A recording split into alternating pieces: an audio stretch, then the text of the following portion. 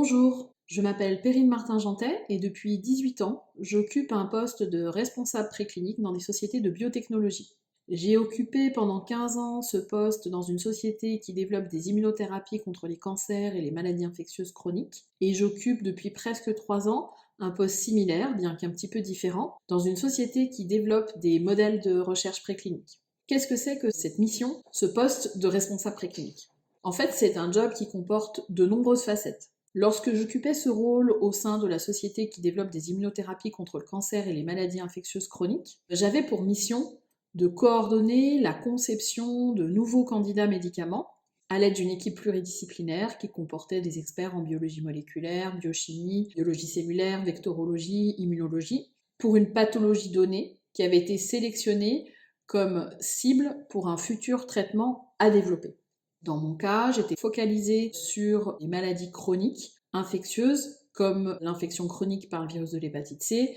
l'infection chronique par le virus de l'hépatite B, et j'ai aussi travaillé sur l'immunosuppression chronique après un sepsis, qu'on appelait anciennement septicémie, qui correspond en fait à une infection généralisée par un virus ou une bactérie, après laquelle il peut y avoir une immunosuppression qui perdure dans le temps et qui est dangereuse pour le patient. Une fois les candidats médicaments conçus, je coordonnais avec les différentes équipes la fabrication de ces candidats médicaments, leur production, et aussi le développement, la mise en place d'éventuels outils nécessaires pour pouvoir ensuite tester les candidats médicaments en recherche préclinique au sein de mon équipe. Donc en fait, je dirigeais également une équipe de recherche préclinique qui était composée de chercheurs, d'ingénieurs, de techniciens, d'étudiants en thèse, d'étudiants en master, et dont l'objectif était d'évaluer le potentiel thérapeutique des candidats médicaments qui avaient été conçus. En parallèle de la fabrication, de la production des candidats médicaments et des éventuels outils qui étaient nécessaires,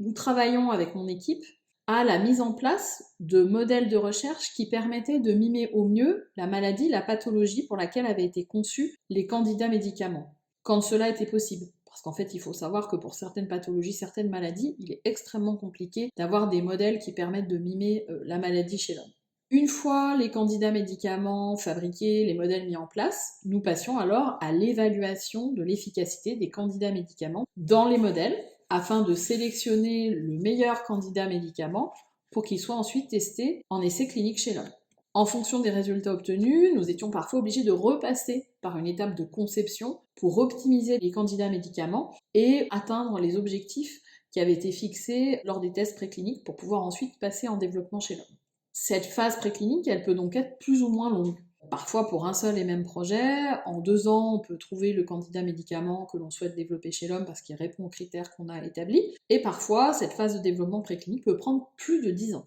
En ce qui me concerne, j'ai eu l'opportunité de travailler sur 2 projets, 2 candidats médicaments, qui ont ensuite été développés chez l'homme jusqu'en phase 2 d'essais cliniques. Ce qu'il faut savoir, c'est que lorsqu'un candidat médicament passe en développement chez l'homme, le rôle du responsable préclinique, c'est alors de devenir l'expert scientifique,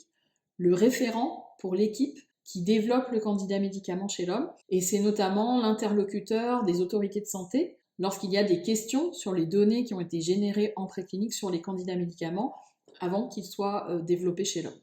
Ça, c'était pour ma première mission de 15 ans. Depuis que j'ai rejoint la société de biotechnologie qui développe des modèles de recherche préclinique, j'ai aussi un poste de responsable préclinique, mais les missions sont un tout petit peu différentes. Mon rôle, il est de contribuer à la validation des modèles de recherche préclinique qui sont développés au sein de la structure, de façon à ce qu'ils puissent être utilisés par les gens qui souhaitent ensuite évaluer leurs candidats médicaments. Forte de mon expérience précédente et de mes connaissances dans le domaine, je conseille également les chercheurs qui souhaitent faire des études dans nos modèles sur le choix du meilleur modèle pour répondre à leurs questions et aussi sur le plan expérimental qu'il faut mettre en place dans nos modèles pour faire des études et pour répondre au mieux à la question qu'ils posent. Enfin, au sein de la structure, je coordonne la mise en place d'une plateforme préclinique qui permet de proposer aux chercheurs qui le souhaitent la réalisation des études précliniques dans nos modèles. Lors de ces études, je m'assure du respect des règles qui sont nécessaires à la réalisation d'études précliniques qui visent à supporter un éventuel développement des candidats médicaments chez l'homme. Voilà en bref le rôle de responsable préclinique, qui est une fonction qui est très variée, qui comporte de nombreux champs d'activité et de nombreuses interactions avec de nombreux métiers et de nombreuses expertises ou spécialités. Et il est aussi et surtout à l'origine des médicaments de demain. C'est ce qui rend cette mission vraiment passionnante.